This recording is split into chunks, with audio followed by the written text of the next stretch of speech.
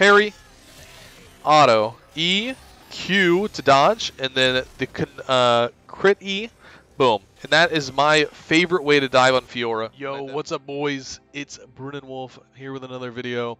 This is going to be a video about understanding your power spikes, so like a beginner's guide, essentially, right? So we're going to hop right into it.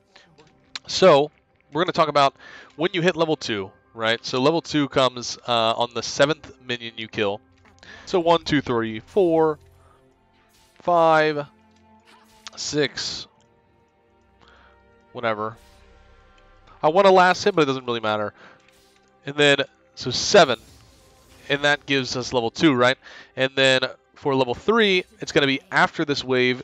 It's going to be the first cannon wave that comes through the second melee minion that dies will give you level 3. So here we got the cannon wave, and it's going to be this minion right here. Will give us level 3. So basically, why I'm showing you that is because I want to show you how to understand your power spikes and how big level 2 and level 3 are on Fiora. In my opinion, parry is the strongest one-point ability in the game. Just using this without even hitting the stun on your enemy laner is massive because it slows their attack speed by 50% for 2 seconds and their move speed by 50% for 2 seconds, which is massive into melee opponents like Aurelia and Riven and Aatrox and Camille, and a lot of Wukong. Almost all of the top lane matchups you're going to be seeing, even against ranged lanes, it's huge just to hit the parry. So I want to talk about that, because when you hit level 2, you can be postured, like let's say this minion right here, when it dies, I hit level 2, I can be sitting right here, and then I can quick level up with Control W, and then Q in, and then I've got my parry up as well, right? And another thing to think about Fiora's all-in potential in the early game, especially when you're running Conquer. I'm level 3 right now with 92 attack damage, right? But when I get my Conquer stacked up, we go up to 94, to 97, to 100, to 103, to 105, to 108 when it's fully stacked. I mean, we're talking about like a 20% increase of damage, especially in these early levels. That's just so much damage, especially when you're level 2, level 3. And then also Fiora's E is incredibly strong as well. So she gains 50% attack speed, and then the second attack does 160% extra damage as a critical strike, and it will slow the opponent. So not only do you have a slow in your W with the parry if you hit it, you also have a slow with the E as well. And I want to show like some clips and show people using the power spike to their advantage. And also another huge power spike is level 6. So level 6 is another one on Fiora, where if you hit level 6 first and the enemy does not have any type of healing reduction like Bramble Vest, Executioners, or Ignite, you should just be going for it every time, because you're never going to take enough damage from, there's probably nobody out there besides maybe like Warwick that can like sustain it. But when you hit level 6 and your enemy is not level 6, you just go for it. You just throw it at them, you go for it, you blow all their sums if you have to, and it will come right back in 110 seconds. It's not that long. It's a pretty low cooldown. So we're going to look at some games. So this was a game that I was playing the other day. So we're going to kind of like, I'm always looking to play for the power spike. And the power spike is level 2, and the power spike is Conquer, and the power spike is level 3, and the power spike is level 6. Those are like our initial power spikes as Fiora, where we want to try to get out as much damage as possible. So if there's ever an opportunity where we can get our Conquer stacked up, then we can go all in at level 1. If we can get those vitals and start stacking it. Or we can look for that level 2, and if we can get level 2 first and go for the kill, we can do that. Or if we want to go for level 3 and maybe take some trades in between. But basically, this here, I'm actually trying to remember what happens here.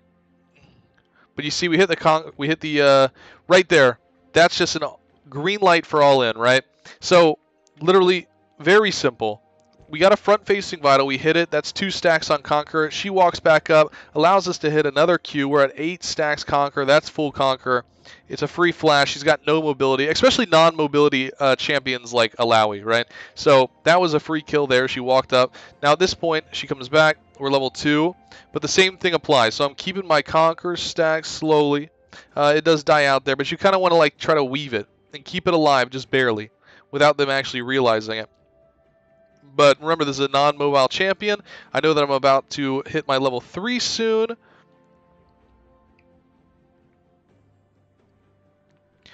Or we don't even need it. But basically, we get the point, right? We get the point that hitting level 2 is a big power spike for Fiora. We can do a lot of aggressive plays. especially when the enemy is making mistakes like this. A non-mobile champion. We got a front-facing vital. We hit that. We move towards the next one. Once we hit 2, it's a green light. Our conquer's stacked. We go in. Our parry is used to avoid damage and for the slow. And you notice how slow she goes as well, right? When she's walking back to the tower, we hold the parry. We don't waste it. We hold it. We wait till there's actually damage coming to us. We hit the enemy. We slow them, and then they die. So let's see. So at this point, this is just a level advantage, and a level advantage is considered a spike as well. So we hit level 5. Now we can just go all in again. Like I said, this is a non-mobile champion. This is kind of like game is over at this point. I mean, you use the parry at the last second, get that movement speed slow. But notice how we're holding the parry. The parry is such a strong tool. We're not just throwing it away and wasting it. We're understanding how powerful that it actually is. We're not using it to slow here because we don't need to. That's what we have our E for. Our E is a slow, so we're using that to slow, which is a part of that level 3 power spike as well. So we use that parry before she gets under the tower. We finish the kill. And I think that we'll actually see a level 6 power spike here too. So notice how now we're level 6. We don't have any mana, but this is how strong. And obviously we are 3-0 at this point, but we haven't spent our 1,300 gold.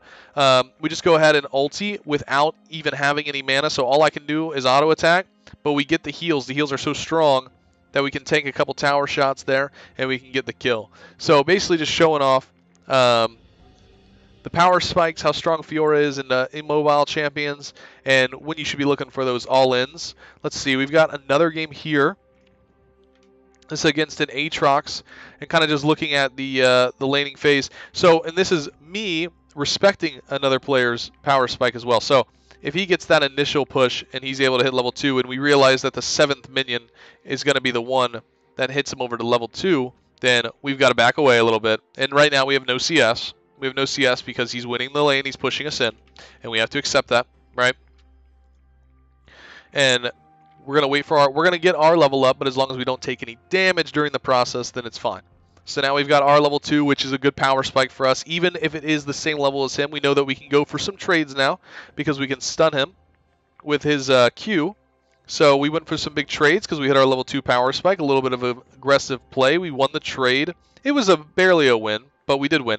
So now we're looking for the level 3 so that we can go all in on that as well, or go for a trade on that power spike. So we know we're about to get it in 1 minion, so we're kind of trying to posture.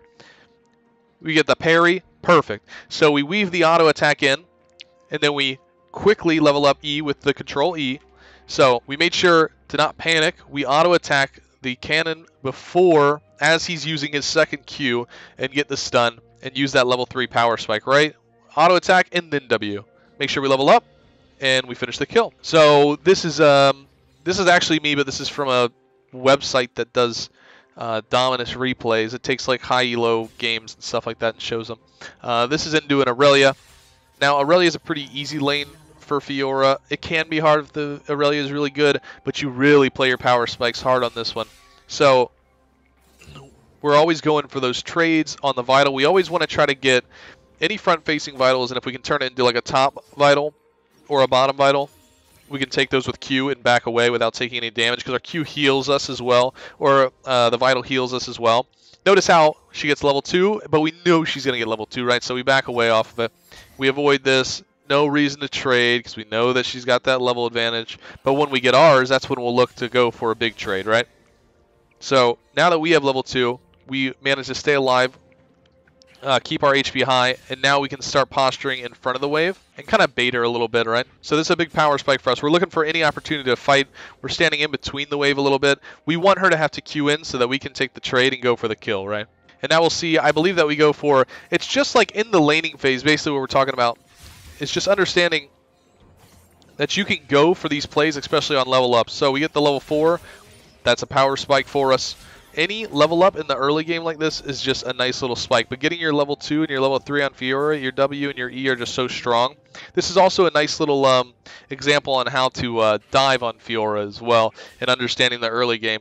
Because sometimes you're going to have to dive by yourself, and you need to understand how to do it as well. So my favorite way to dive under the tower in pre-6, before level 6, is to always use my parry to hit the vital and stand really close to them so that I can guarantee hit the vitals, slow their movement speed, slow their attack speed, make sure my Q and E are available. Use my Q, E, so we're going to auto E, Q, and then you get your second E off, and that's the combo basically, and you'll see it here, and that does the maximum damage so that you can also get out of there without dying from the tower. So we'll see it here. So you'll notice how I'm like posturing for it the entire time. I'm looking for where I can parry right on them. This is a perfect trade because you get the movement speed. Now this is my parry right here. This is where we want it. That vital is right where we want it. We just want to line it up with her. So we use it. And we get 4 auto attacks off there. That's our full combo. And that's basically the power of our power spike, is that when we hit level 3, we can do that. We don't even need level 5. We can do that at level 3. But notice how we use the whole combo here, and we're able to get a dive off on Aurelia, which is just massive, right? So, parry, auto, E, Q to dodge, and then the crit E, boom. And that is my favorite way to dive on Fiora, and I definitely recommend you guys give that a shot too. This will definitely help you win lanes, and it's just huge. And that's the combo. But actually, here's another one that kind of shows a really... This is always a good way to trade under tower. Using your vitals for movement speed to get away from the tower. So taking this vital and then queuing up, so you only take 1 turret shot, but you put out two autos worth of damage. So one vital plus another auto from your Q, and you're able to get a trade-off while the enemy's under tower and still get away with the movement speed. So these are just like tips to take advantage of that pre-level 6. Pre-level 6.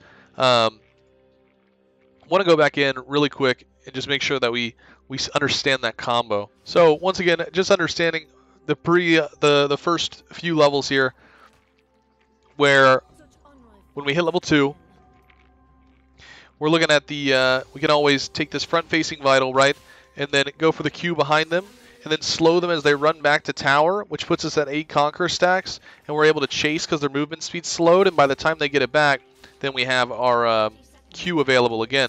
Now, when we look at it with the E, we can do the same thing.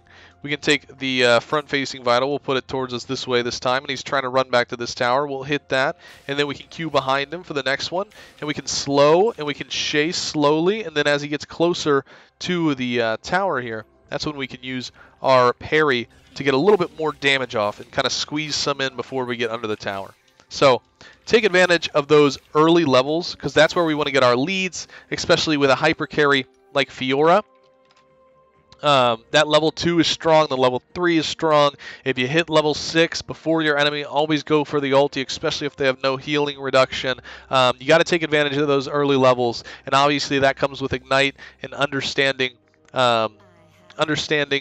your power spikes and what your abilities actually do and how strong your level 2, level 3, and level 6 are as Fiora. So that's the video. Hopefully this helps you out in your laning phase as Fiora. I wish you guys the best of luck in your climb, and until next time, peace out. Thank you guys for being here. Bye-bye.